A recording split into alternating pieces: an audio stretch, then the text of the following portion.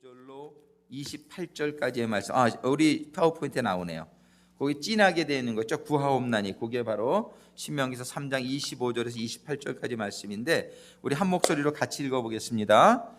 시작. 구하옵나니 나로 건너가게 하사 요단 저편에 있는 아름다운 땅 아름다운 산과 레바논을 보게 하옵소서 하되 여호와께서 너희의 연고로 내게 진노하사 내 말을 듣지 아니하시고 내게 이르시기를 그만해도 족하니 이 일로 다시 내게 말하지 말라.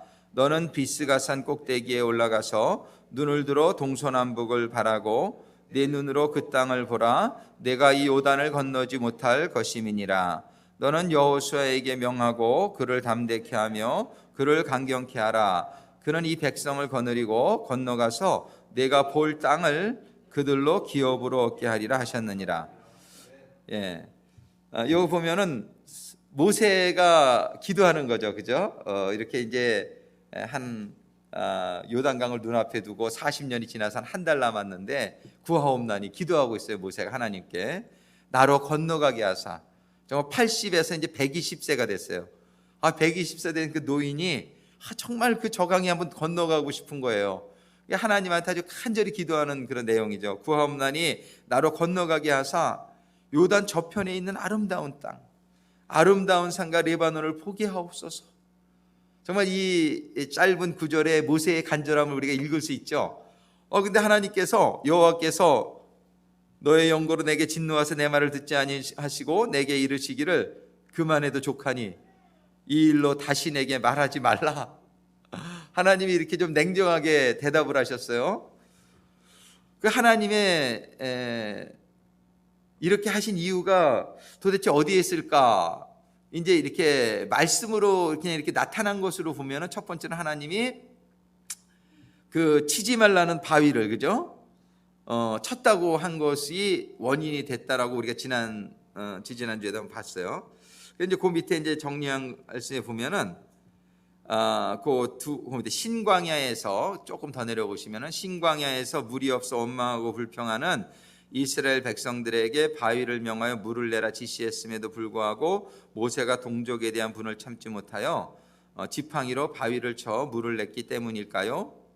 그 물 내는 일을 마치 자기의 능력으로 한 것처럼 보일 수도 있게끔 한 그 행동의 대가가 그토록 컸을까요?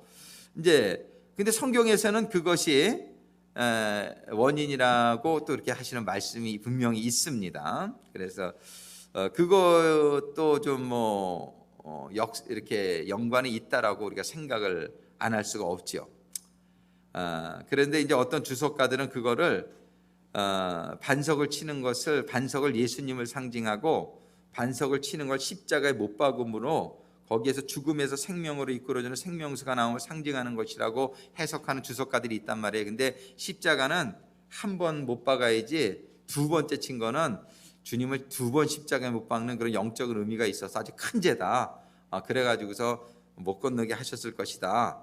거기에 이제 그 밑에 쭉 보면 고린도전서 10장 4절의 말씀 밑에 즉 하나님께서 광야 생활 말기에 반석에 대하여 명하여 물을 내라 한 것은 한 번 십자가에 못 박은 그리스도를 다시 못 박을 수 없다는 것에 대한 함축전 의미라는 것입니다. 이렇게도 이제 해석해 돼서 굉장히 이것이 큰 죄였다 이렇게 보시는 주석가들도 있다는 얘기예요.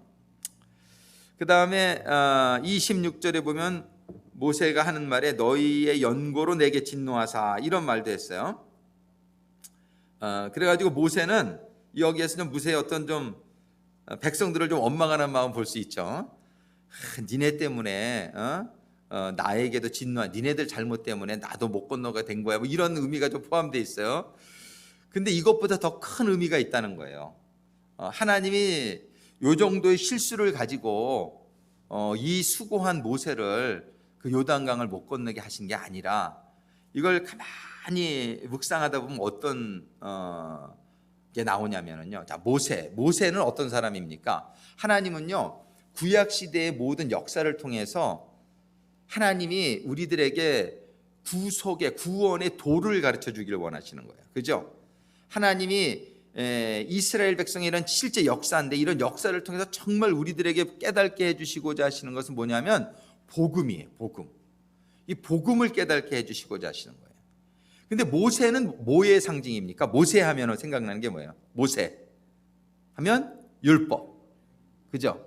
모세는 율법의 상징이에요. 모세가 이스라엘 백성, 그죠? 그 시내산에 올라가서 율법을 받은 사람 아니에요. 그러니까 모세 그러면 모세의 율법이에요, 그죠?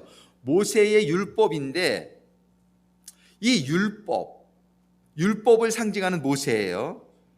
근데 이 모세를 굳이 요단강을 건너지 못하게 한 것은, 요단강은 뭘 상징합니까? 요단강 건너면 가나안 땅이 있는 거잖아요. 가나안 땅은 약속의 땅이에요. 다른 말로 하면 구원이죠. 근데 구원은, 이 요단강을 건너 구원을 받는 것은 율법을 가지고는 안 된다는 거예요. 로마서의 쭉 성경, 갈라디아서에 쓴 게 뭐냐면 구원은 율법을 가지고 너희들이 구원받을 자가 하나도 없다고 말씀하시는 거예요. 왜냐하면 율법은 완전하지만 율법을 완전히 지킬 수 있는 사람은 없기 때문에 그렇다는 거예요. 그러니까 모세는 율법의 상징인데 모세를 요단강을 건너지 못하게 하고 그의 후계자인 누구예요? 여호수아를 통해서 건너게 했어요. 여호수아의 이름은 예수와 예수님의 이름하고 같은 이름이에요. 여호수아는 예수님을 상징하는 거예요. 모세는 율법을 상징하고 여호수아는 예수, 구원자, 예수를 상징하는 거예요. 근데 이 여호수아를 통해서 요단강을 건너게 하셨단 말이에요. 그러니까 이것은 하나님이 복음을 우리들에게 설명해 주시는 데 있어서 율법을 지켜서 구원받으려고 하면은 누구도 구원받기에 합당한 사람이 없다는 거예요. 그러니까 우리의 구원은 누구를 통해서 받아요? 예수님의 십자가, 그죠? 예수님의 십자가의 은혜를 통해서 우리는 부족하지만, 율법에 비추어 보면은 아무도 구원받을 만한 사람이 없지만 예수님의 십자가의 보혈이 은혜, 우리의 그 죄를 사해 줌으로 말미암아 우리가 구원받게 되는 줄로 믿습니다. 그래서 이런 것들을 하나님께서 우리들에게 이해시켜 주시는데 아주 극명하게 이해시켜 주시기 위해서 모세가 그렇게 큰 죄를 지지 않았어요, 그죠? 그런데 모세를 굳이 요단강을 건너지 못하게 하신 것은 모세가 상징하는 율법, 그 율법을 가지고서는 요단강을 건너기에 합당한 사람이 하나도 없고, 예수를 상징하는 여호수아, 그 여호수아 예수의 은혜로 말미암아 우리는 요단강을 건너 가나안 땅에 들어갈 수 있게 된다라는 이런 신학적인 것을 우리들에게 더 분명하게 깨닫게 해주시기 위해서 그러지 않으셨느냐, 그렇게 본단 말이에요. 그리고 파란 글씨 한번 읽어봅니다. 하지만 그러한 심판적인 의미보다는 하나님의 구속의 방법과 의지를 상징적으로 보여주시려는 의도가 더 클 것으로 생각해 볼 수 있습니다. 모세는 율법의 상징이며 대표자입니다. 율법은 우리를 약속의 땅인 구원과 영생으로 건널 수 있도록 해주지 못합니다. 율법은 단지 모세처럼 또는 몽학 선생처럼 우리를 새 언약의 땅으로 들어가기 전까지 인도해 주는 역할만 합니다. 그렇죠? 이 율법의 큰 역할은 뭐냐면 우리가 죄인이라는 사실을 깨닫게 해주는 것이 율법을 준 목적이라고 하나님 말씀하시고 있어요. 그러니까 우리가 율법을 통해서는, 모세를 통해서는 아주 보세요. 우리가 민수기에서도 보면은 조금만 잘못해도 그냥 하나님이 불뱀을 보내가지고 막 죽이고 땅이 갈라지게 해서 죽이시고 막 여러 가지, 그죠? 그런 독종이 퍼지게 해서 죽임을 당하게. 이건 뭐냐? 율법은 그렇게 조금만 잘못해도 이런 심판을 받게 하는 것이라는 거예요. 그러니까 율법 하면은 뭐예요? 심판이란 말이에요. 율법 하면 우리가 생각나는 게 뭐냐면 죽음이란 말이에요. 율법에 우리가 온전히 하나님 앞에 온전하다고 할 사람이 하나도 없다는 거예요. 그러니까는 이 율법의 역할은 뭐냐면 우리들이 죄인이라는 사실을 깨닫게 해주는 데 있거든요. 그러니까 이것은 단지 새 언약의 땅에 들어가기 전까지 우리가 죄인이라는 것을 깨닫게 해주는 것까지가 율법의 역할이란 말이에요. 이것이 바로 모세의 역할이었다는 것을 그래서 모세는 요단강을 건너지 못하게 하신, 그래서 히브리어 여호수아는 헬라어 예수와 똑같은 여호와가 구원하신다는 의미의 이름입니다. 즉 같이 읽어봅니다. 여호수아는 오실 예수님의 상징입니다. 여호수아 즉 예수께서 언약의 완성과 마침이 되셔야 하며 오직 그를 통해서만 약속의 땅에 들어갈 수 있다는 것입니다. 모세는 율법과 마찬가지로 훌륭한 몽학 선생으로서 바로 그 약속의 땅까지 인도해 준 역할을 한 것입니다. 그렇지만 새 언약, 옛 언약, 즉 율법이 구원을 주는 것은 아닙니다.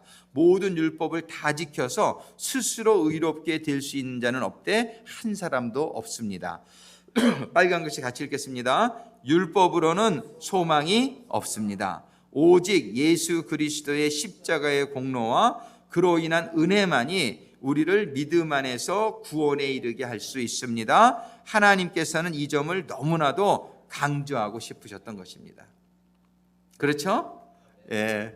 우리 하나님의 이런 의도가 이렇게 숨겨져 들어있는 것을 우리가 깨닫게 됩니다. 그래서 모세는 비스간 산 정상에서 눈앞에 펼쳐져 있는 실제적 약속의 땅을 선명하게 바라볼 수 있었지만 하나님께서 그 원대하게 펼치시는 구속의 청사진 가운데서의 예수께서 이끄시는 약속의 땅, 구원을 통한 새하늘과 새 땅을 선명히 바라볼 수 없었습니다. 그 약속을 오늘날 우리는 성경을 통하여 너무나도 선명하게 바라보고 있습니다.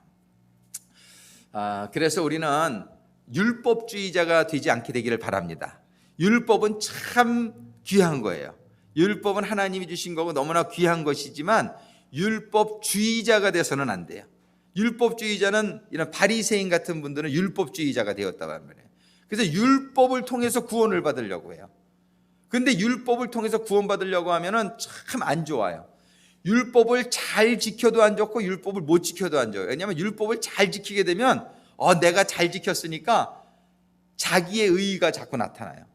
율법주의자들의 특징이 자기의 의의가 나타나요. 바리새인들이 뭐예요? 자기의 의의가 나타나면 어떻게 돼요? 자기를 내세우는 거예요. 하나님이 내세워지는 게 아니라 자기가 내세워져요. 율법주의자는 참 위험합니다. 바로 욥과 같은 사람이 자기의 의의를 내세웠던 사람이라고 성경이 얘기하고 있는 거예요. 그러니까 욥과 같은 사람은 그 아주 너무나 이게 아주 심각한 거예요. 자기는 율법을 잘 지켰기 때문에 자기는 아주 의로운 사람이라고 그러면서 자기의 실력으로 자기의 노력으로 구원을 얻는 거라고 착각을 해요. 그런데 그것 자체가 큰 죄임을 성경 욥기서 보면 하나님보다 자기를 더 의롭다라고 욥이 생각했다라고 얘기를 해요. 그래서 그렇게까지도 빠진다고요. 그리고 하나님을 오히려 판단한단 말이에요. 하나님 왜 이러십니까? 이러고요. 이게 하나님에게 따지는 이게 율법주의자들의 특징이고, 또 한 가지는 율법을 지키려고 하다가 또 못 지켜주면 어떻게 되냐면은 낭망을 해요. 낭망. 율법을 못 지키니까 아이고 나는 이제 지옥 가겠구나. 근데 율법주의자로 빠지면 잘 지켜도 죄이고 죄인 되고 못 지켜도 아주 안 좋고 그렇게 된단 말이에요. 우리는 절대로 율법주의자가 되지 않게 되기를 바랍니다. 근데 율법은 참 중요해요. 왜 중요하냐면 율법은 우리의 부족함을 깨닫게 해주시는 기준이란 말이에요. 그러니까 우리가 율법을 보면서 우리가 죄인됨을 깨닫고 그 다음에 어떻게 해요? 은혜의 주님 앞에 회개하며 나가야 될 줄로 믿습니다. 이렇게 회개하면서 나가는 사람이 주님의 보혈로 사함을 받고 은혜로 우리는 요단강을 건너 가나안 땅에 들어가게 될 수 있을 줄로 믿습니다. 우리는 은혜 받은 자로 그 다음에 그렇다고 죄를 계속 지라는 게 아니죠. 은혜 받은 자로 우리는 어떻게 해서라도 율법을 잘 지키는 생활을 하도록 해야 돼요. 근데 그렇게 사는 사람, 은혜 받은 사람은 율법을 지키는 게 달라요. 은혜를 지켜도 이건 하나님의 은혜로 내가 지킬 수 있다는 것을 깨닫고 하나님께 영광을 올리게 되고, 은혜 또 못 지키면은 또 회개하고 또 반성하고 또 이렇게 나. 그러니까 우리는 은혜주의자가 되지 율법주의자가 되지 않게 되기를 바랍니다. 사장님.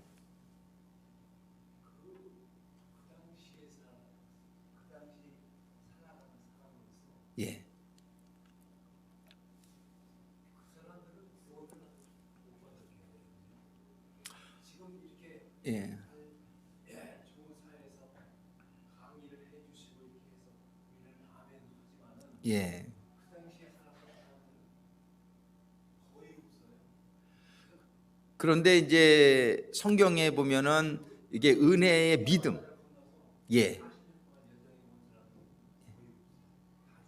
그렇죠,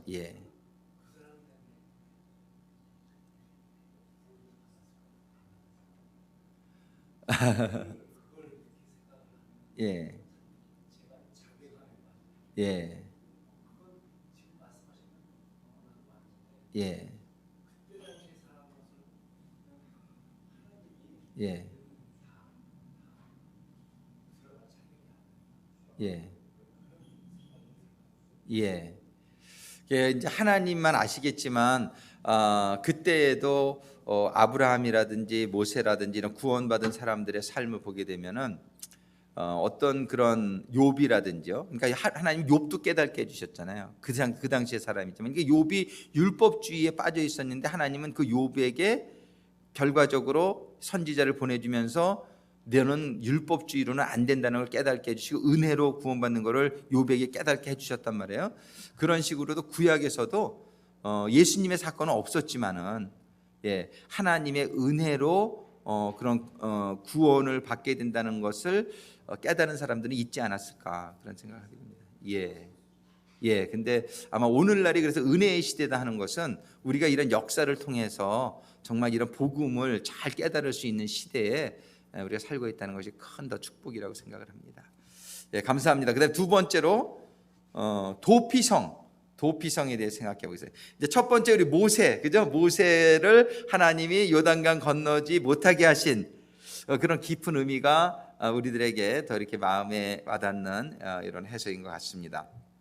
두 번째로 도피성이 나오죠. 도피성 얘기가 이제 쭉 그래서 요단강 동편의 세계, 요단강 서편의 세계 그렇게 만들라 그러셨는데 6개의 도피성이 총 만들어져요. 그런데 이 도피성이 하나님이 도피성을 통해서 우리들에게 알려주시고자 하시는 것이 무엇일까? 이런 걸 한번 생각해 보는 거예요. 도피성은 뭐냐면 부지 중에 실수로 살인을 한 사람이거나 이런 사람들이 피할 수 있는 성이었어요. 이 도피성은 이제 레위 지파에게 준 48개의 성읍 중에 요단강 동편의 3개, 서편의 3개 했는데 어디서나 50km 미만의 거리에 있어요. 그리고 길을 잘 닦아 놓으라 그랬어요. 그래서 그냥 거기로 빨리 도망가고자 하는 사람 빨리 도망갈 수 있도록 그렇게 만들어 놓은 게 도피성이에요. 근데 이 도피성을 통해서 우리들에게 알려주시고자 하시는 하나님의 은혜는 무엇일까 한번 생각해 보는 거죠. 그 도피성은 바로 예수 그리스도를 의미한다. 이렇게 우리가 신학적으로 보는 거예요. 이 도피성은 우리가 이렇게 잘못하게 되었을 때에 우리가 죄를 지었을 때 우리 주님께서는 마태복음 11장 28절에 수고하고 무거운 짐진 자들아 다 내게로 오라 내가 너희를 쉬게 하리라. 그죠? 우리 주님이 우리의 안식이 되시고 우리의 수고하고 무거운 짐진 자들아 다 내게로 오라 내가 너희를 쉬게 하리라. 이 도피성은 바로 가서 쉴 수 있는 곳이죠. 숨을 수 있는 곳이죠. 그죠? 그런 도피성은 바로 우리 주님은 바로 하나님 영적으로 우리에게 우리 주님이 어느 곳에나 피할 수 있도록 우리 주님이 임재하고 계신다라는 그런 어떤 영적인 그러니까 이 성경의 모든 것은 다 예수님을 설명하고 있다는 것을 우리가 깨닫게 되죠. 그죠? 예수님을 설명하고 구원을 설명하고 있는 거예요.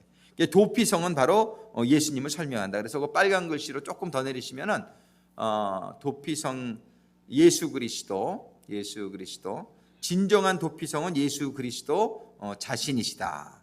왜냐하면 예수님은 우리 모두의 진정한 도피성 즉 피난처이시기 때문이다. 내 죄 때문에 내가 죽어야 하는 아무도 나의 생명을 보장해 줄 수 없는 그래서 죄 가운데 이미 죽었던 나를 살리셨다. 그분은 탕자의 아버지로서 나의 돌아옴을 받아주신다. 내가 영원한 안식과 쉼을 얻고 거기 지금 파워포인트가 좀 틀린데 조금 더 밑으로 내리면은 거기 예수 그리스도라고 쓰여진 밑에 거기 읽고 있는 거예요. 그래요. 그래서 그 밑에 보면 그분은 어디서나 언제나 나를 기다리신다. 이 도피성은 어디서나 갈 수 있는 그죠? 항상 거기에 존재하고 있는 것이죠. 우리 주님이 바로 도피성과 같은 실제인 줄로 믿습니다. 구약시대의 도피성은 실제였긴 했지만 예표적인 사건이었어요. 그러나 예수님은 실제예요. 정말 전 세계 도피성 그 당시 요단강 주변에만 6개 있었지만 우리 예수님은 전 세계 어느 곳에나 계시는 실제인 줄로 믿습니다. 그래서 우리는 도피성의 의미를 생각할 때에 하나님 왜 도피성을 주셨을까? 도피성은 바로 예수님의 그런 임재, 그리고 예수님이 우리를 보호하시고 우리를 용서하시고 살게 해주시는 그러한 예수님의 모형이구나, 이런 거를 알게 됩니다. 자, 세 번째로 호흡이 있는 모든 자를 죽이게 하신 하나님. 며칠 전에 머리 깎으러 갔는데 우리 이춘옥 선교님이 아유 하나님 정말 무섭다고 우리 그런 얘기를 좀 나눴는데, 아니 왜 그렇게 다 죽이시라 그러셨을까? 너무나 애들까지도, 그죠? 막 호흡이 있는 자는 다 죽여야 돼. 신명기 20장 16절부터 18절까지 우리 한번 같이 읽어보겠습니다. 한 목소리를 읽습니다. 오직 내 하나님 여호와께서 내게 기업으로 주시는 이 민족들의 성읍에서는 호흡 있는 자를 하나도 살리지 말지니 곧 헷 족속과 아모리 족속과 가나안 족속과 브리스 족속과 히위 족속과 여부스 족속을 내가 진멸하되 내 하나님 여호와께서 내게 명하신 대로 하라. 이는 그들이 그 신들에게 행하는 모든 가증한 일로 너희에게 가르쳐 본받게 하여 너희로 너희의 하나님 여호와께 범죄케 할까 함이니라. 자, 호흡 있는 자를 하나도 살리지 말라. 분명히 하나님께서 그렇게 말씀하셨어요. 그런데 그래서 이제 여호수아서를 쭉 보면은요, 전부 죽인 얘기가 막 기록돼요. 그죠? 아주 막 호흡 있는 자를 하나도 남기지 말고 다 죽입니다. 그런데 쭉 내려보세요. 그거를 쭉 내려보면은 그 파란색 글씨 조금 더 내려보세요. 조금 더 내려보세요. 조금 더. 거기 읽어봅니다. 하나님의 명령으로 같이 했습니다. 하나님의 명령으로 가나안을 다 진멸했다고 나옵니다. 왜 하나님이 이런 잔인한 명령을 내렸을까요? 다 죽이지 않고 항복만 받아내도 되지 않았을까요? 그런 생각이 우리에게 든단 말이죠. 그죠? 근데 한번 여호수아서 10장 21절 그 밑에고 같이 우리 이인환 부교님 한번 크게 읽어보세요. 10장 21절 22절. 그때 여호수아가 가서 산지와 헤브론과 두빌과 아낙과 유다와 온 산지와 이스라엘 온 산지에서 아낙 사람들을 멸절하고 그가 또 그들의 성읍들을 진멸하여 바쳤으므로 이스라엘 자손의 땅에는 아낙 사람들이 하나도 남지 아니하였고 기사와 가드와 아스도데만 남았더라. 근데 여기 원문에 보면요, 가사와 가드와 아스도데만 조금 남았더라, 이렇게 원래 해석해야 돼. 조금 남았더라. 근데 요 약간 남았다라고 한 요게 문제가 된 거예요. 나중에 그 밑에 보세요. 가사와 가드와 아스도 세 군데를 분명히 성경이 얘기하죠. 여기에 다 죽이지 않고 조금 남겼어요.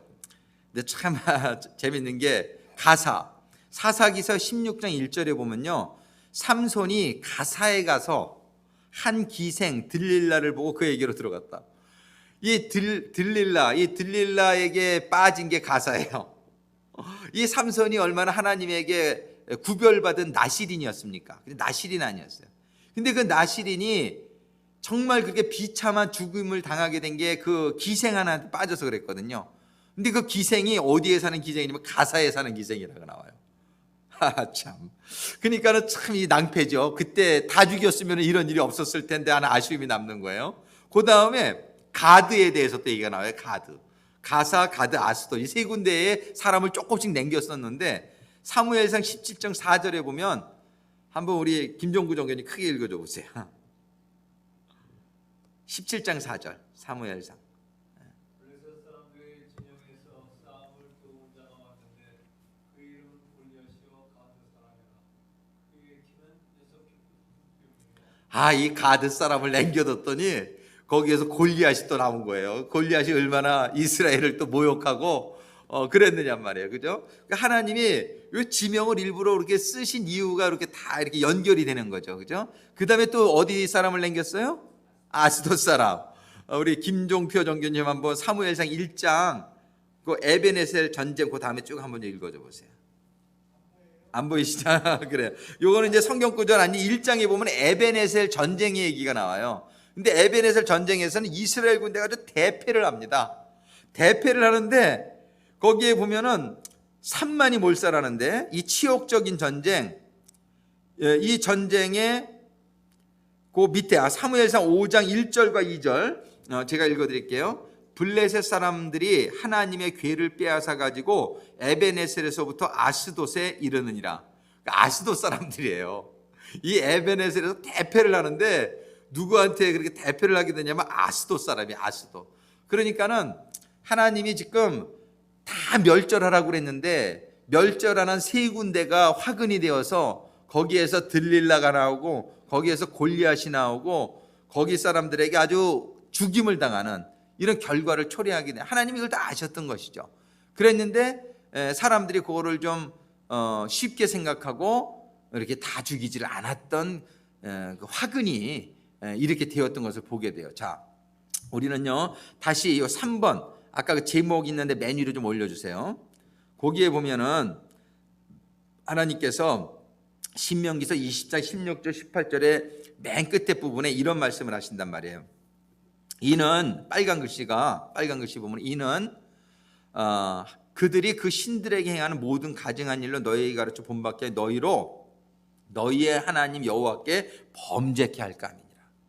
하나님이 이 호흡 있는 자를 하나도 살리지 말고 다 죽이라고 하는 것을 우리가 영적으로 보게 되면은요, 우리가 영적으로도 보면은 이 죄의 원인이 되는 세상적인 그런 습관이나 세상적인 문화가 우리들에게 남아 있을 수 있어요. 근데 이거를 갖다가 하나님은 뭐라고 말씀해요? 이 가나안 땅을 들어가서 하나님의 나라를 건설하려면, 가나안 땅에 들어가서 하나님의 나라를 건설하려면 거기에 남아있는 이방신을 섬기던 세상의 그런 사람들을 완전히 죽여야 된다고 말씀, 아주 진멸하라고 말씀하셨단 말이에요. 이걸 진멸하지 않고는 하나님의 나라가 세워지지 않는다라고 말씀하시는 거예요. 아멘. 경험해 보신 것 같아. 우리가 다 경험해 봤죠, 사실은. 우리가 조금 남겨두는 그 부분 때문에 나의 거룩성이 나중에 또 그죠? 내가 온전한 거룩한 생활을 하지 못하는 원인이 조금 미련을 두고 남겨뒀던 세상적인 요소들이 결과적으로 나를 죽이는 그런 결과, 나를 들릴라 같이 돼가지고서 나를 타락에 빠지게 하거나, 그죠? 또 가드 사람 골리앗과 같은 그런 고난을 내가 당하게 하거나, 아스돗 사람 같이 일어나서 완전히 3만 명이나 죽는 그런 죽임을 당하는 그런 결과가 뭐냐면 다 죽이지 않았기 때문에 그렇단 말이에요. 하나님이 이게 실제적인 사건이긴 했지만은 우리가 영적으로 이거를 깨달으라는 거예요. 우리들이 아까도 말했지만 우리들의 삶을 점검해 볼 필요가 있다 그랬잖아요. 우리는 우리들의 영적 상태를 점검해 보면서 세상적인 요소가 남아있는 것을 철저하게 찾아서 여러분들이 완전히 진멸하지 않으면요, 그것 때문에 여러분들이 아주 낭패를 당하게 될 거라는 교훈을 주시는 것입니다. 우리는 정말 우리들의 삶을 다시 한번 영적인 우리들의, 지금 우리가 세우기를 원하는 건 뭐냐면 하나님의 나라를 세우기를 원하는 거란 말이에요. 내 가정에서도 내 사업장에서도 하나님의 나라를 세우는데 먼저는 나 자신에게 내가 하나님의 나라로 세워줘야죠. 근데 나도 내가 하나님의 나라를 서지 못하는데 누구를 내가 하나님의 나라를 세우게 할 수 있겠습니까?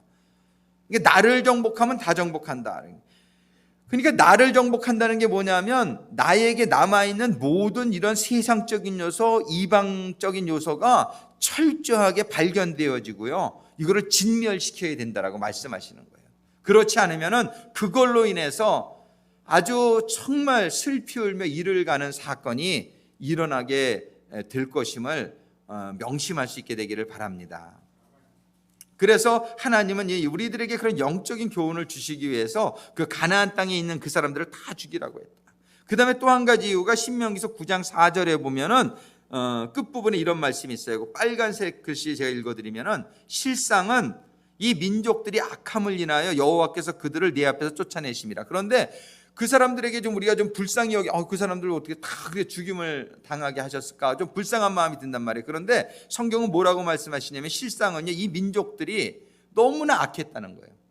너무나 악해가지고 그들이 그렇게 다 죽임을 받을 만했기 때문에 죽임을 당한 것이지, 단순히 그냥 이스라엘 백성들 가서 나라 세우게 하려고 그런 게 아니라 이스라엘 백성들이 나라 세우려고 하는 것도 큰 목적이지만 거기에 살던 그 사람들이 너무나 타락돼 있어가지고 죽임을 당하기에 합당했기 때문에 죽임을 당한 것이라고 성경은 기록하고 있단 말이에요. 그러니까 우리는 하나님께서 이렇게 명령을 내리신 것이 좀 심하게 우리가 생각이 되어지지만 호흡이 있는 자는 하나도 남기지 말고 진멸하라. 이 말씀의 의미를 이런 영적인 의미로 깨닫게 될 때에 이것이 마땅한 하나님의 아주 마땅한 명령이셨구나. 이거를 깨닫게 되는 것이죠. 우리는 이것을 영적으로 우리들의 삶 속에 적용할 수 있게 되기를 바랍니다.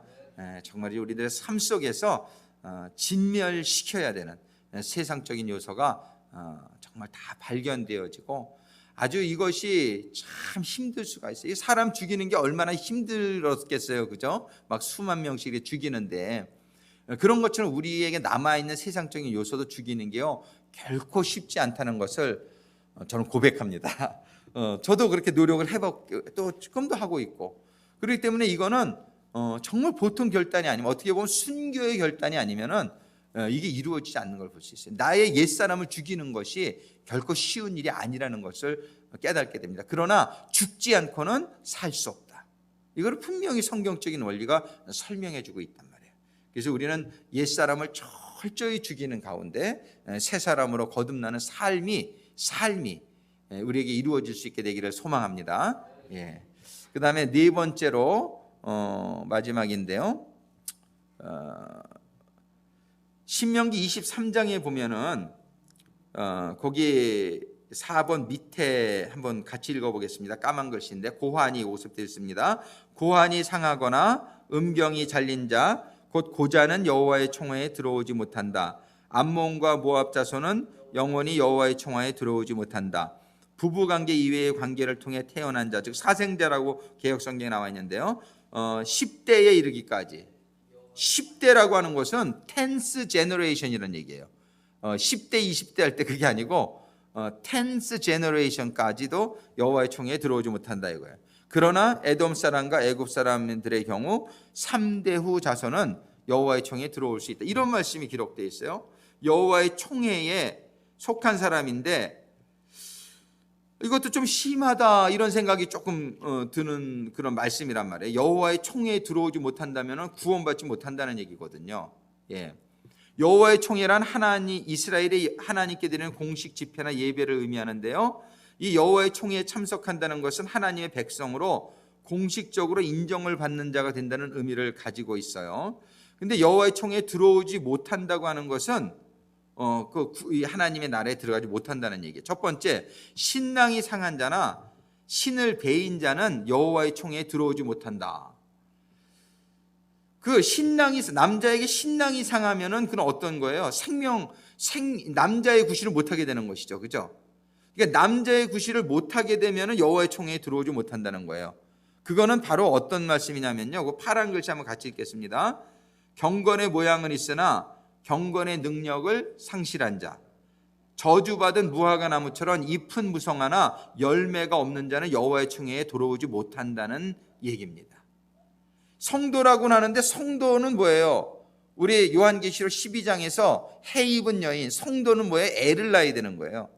우리가 주님의 신부라면 주님의 은혜로 우리가 애를 배워서 애를 낳아야 주님의 신부거든요. 이런 사람들이 성도인데 애를 못 낳는 여인은 소박당하는 것처럼 우리가 영적으로요, 신랑이 상한 자나 신을 배인 자는 뭘 의미하냐면요, 이 번식 능력이 없어진 남자를 의미한단 말이에요. 이게 잘 우리가 봐야 된단 말이에요. 전도하지 못하는 사람, 그러니까 사람들의 영혼을 구원하는 영적인 그런 번식을 일으키지 못하는 사람은 하나님의 총회에 속하지 못한다라는 영적인 의미를 가지고 있단 말이에요. 아멘입니까? 아멘. 바로 이런 뜻이란 말이에요. 남자가 거세되어 남자의 구실을 할 수 없는 사람은 여호와의 총회에 들어오지 못한다는 것입니다. 우리는 정말 육적으로는 그럴 수도 있지만 영적으로가 더 중요한 것이죠. 영적인 교훈. 정말이지 우리는 생명을 낳는 정말 구원에 쓰임받는 그러한 사람이 돼야만 하나님의 총회에 들어갈 수 있다는 이 사실을 우리가 잘 기억할 수 있게 되기를 바랍니다. 우리가 겉모양만 무화과 잎사귀만 맞은 걸 하나님이 저주했단 말이에요. 열매를 맺지 못하는 무화과 나무를요. 우리는 전도가 그냥 이렇게 선택 사항이 아니요. 우리들은 하나님의 주님의 거룩한 신부가 되었다면은 반드시 전도가 우리의 삶 속에서 영혼을 구원하는 역사가 일어나야 하지만 하나님의 그 구원의 반열에 들어서게 된다. 기억할 수 있게 되기를 바랍니다. 아멘. 두 번째, 사생자는 여호와의 총회에 들어오지 못한다. 사생자라고 하는 것은 뭐냐면은 불법적인 방법으로 태어난 애를 사생자라고 그러죠. 그죠? 근데 이런 것은 뭐냐면 혈통을 지키지 못한 것을 의미한단 말이에요. 즉 내가 거룩하니 너희도 거룩하라 하십니다. 신앙의 정절을 지킨 자만이 여호와의 총회에 함께 할 수 있습니다. 그래서 왜 그 사마리아인들을 유대인들이 굉장히 멸시했죠. 그게 뭐냐면 이방인들과 이렇게 섞인 피가, 이거는 육적으로 그런 건데 큰 문제가 아니고 영적으로는 혼합주의가 절대로 용납되지 않는 것을 기억할 수 있게 되기를 바랍니다. 우리는 정말 순수한 신앙을 우리가 유지할 수 있어야 돼요. 그래서 타협이나 이런 영적으로는 하나님의 그 말씀의 그런 교리적으로 우리가 절대로 예수 이외에도 다른 데도 구원의 방법이 있다, 이런 신학도 지금 많이 있다. 근데 성경은 분명히 그렇게 얘기하고 있지 않은데 이런 게 이제 타협하는 거거든요. 그런 것들을 용납하고 이런 것들을 하나님께서는 이런 사람들은 하나님의 총회에 들어올 수 없다라고 말씀하시는 거예요. 혼합주의를 철저하게 배격하고 순수한 하나님의 말씀에 우리가 정절을 지키는 신앙을 가질 수 있게 되기를 바랍니다. 세 번째로 암몬과 모압 사람은 영원히 여호와의 총회에 들어오지 못한다. 암몬과 모압은 어떤 족속입니까? 그 근원은 롯의 두 딸 사이에서 태어난 민족인데 이들이 한 일은 뭐냐면은 이스라엘을 간음죄를 짓도록, 우상 숭배죄를 짓도록 이끌어갔던 족속이에요. 하나님이 이것을 절대로 영원히 못 들어온다라고 말씀하세요. 이 모압과 암몬의 사람들은 하나님의 총회에 영원히 못 들어온다. 이것은 그 파란 글씨 이처럼, 한번 같이 읽겠습니다. 이처럼 암몬과 모압은 가나안 땅을 향해 길을 가는 이스라엘 백성들을 넘어뜨려 멸망의 길로 이끌어간 자들입니다. 이들은 영원히 여호와의 총회에 들어오죠. 이게 뭡니까? 이단들이에요. 이단들이 하는 일이 뭐예요? 가나안 땅을 가고 있는 하나님의 백성들을 어떻게 해서라도 미혹해서 가나안 땅에 들어가지 못하게 하는 것들이 이단의 역사란 말이에요. 이런 이단들은 영원히, 이단들이 얼마나 많습니까? 이단들이 참 얼마나 많습니까? 이런 이단들은 영원히 여호와의 총회에 들어가지 못한다 말씀하시는 겁니다.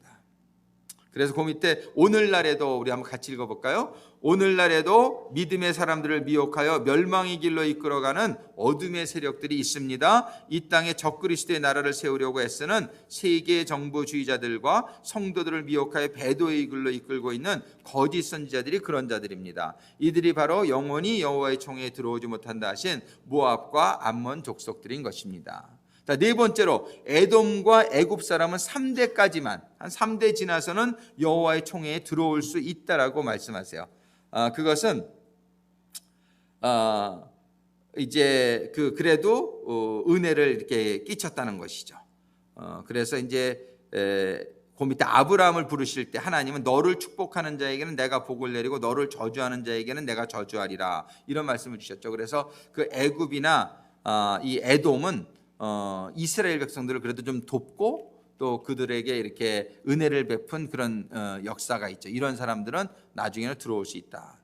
그래서 이제 그 밑에 보면 파란색 글씨, 그 전에 사생자와 암몬 모압 족속은 여호와의 총회에 들어서지 못한다 했는데, 한 가지 역사적으로 보면요, 성경에 보면 그 룻 있죠.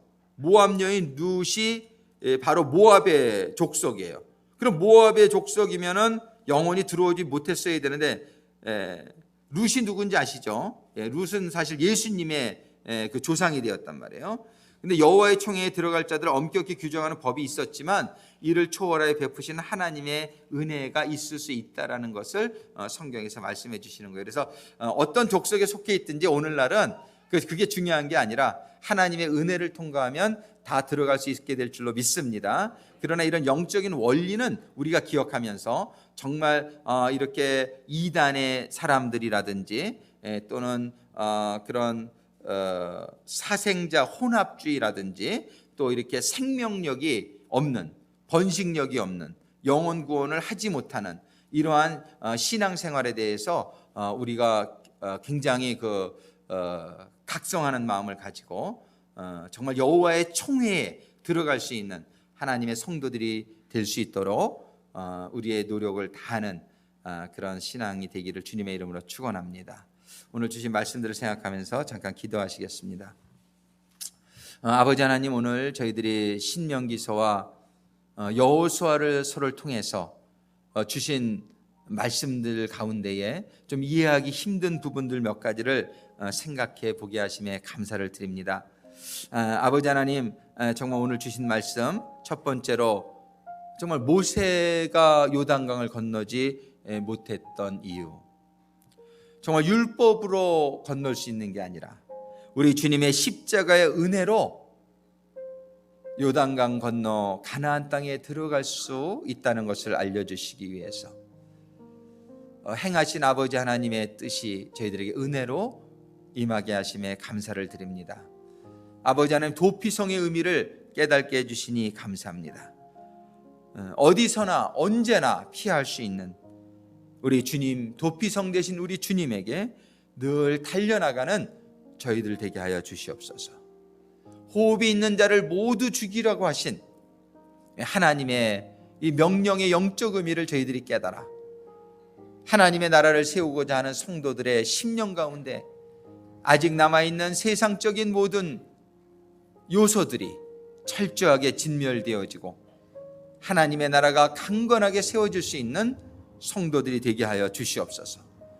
여호와의 총회에 들어갈 수 없는 사람들의 원인을 저희들이 깨달아 알고 정말 저희들이 영적인 번식력을 잃어버리지 않는, 경건의 모양은 있으나 능력이 없는 그런 성도들이 되지 않게 하시고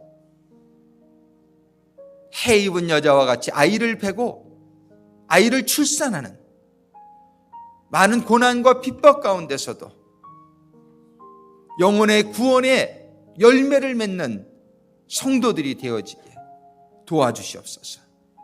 아버지 하나님, 저희들이 정말 혼합되지 아니하고 또 이단을 분별하여 깨달을 수 있는 가운데에 하나님의 은혜로 하나님의 총회에 하나님의 나라의 백성이 하나님의 나라에 영원히 속한 자녀들 되게 하여 주시옵소서. 주시는 말씀과 교훈이 저희들의 심령에 비해 아로새겨져서 저희들의 날마다 하루하루의 신앙생활에 적용되어질 수 있는 말씀 되게 하여 주시옵소서. 예수님의 이름으로 간구하며 기도드립니다.